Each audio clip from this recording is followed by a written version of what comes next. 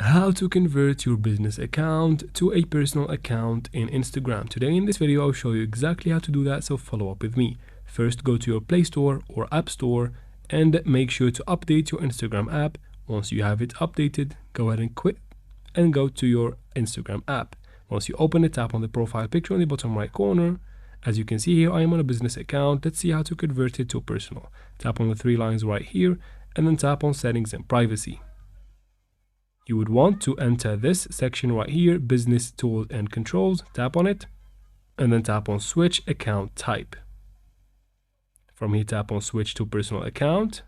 And from this pop-up window, tap on switch to personal account. Wait for a couple of seconds.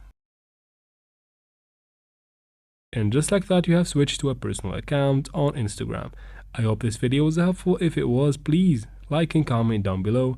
Don't forget to subscribe for future videos like this one. And thank you very much for watching.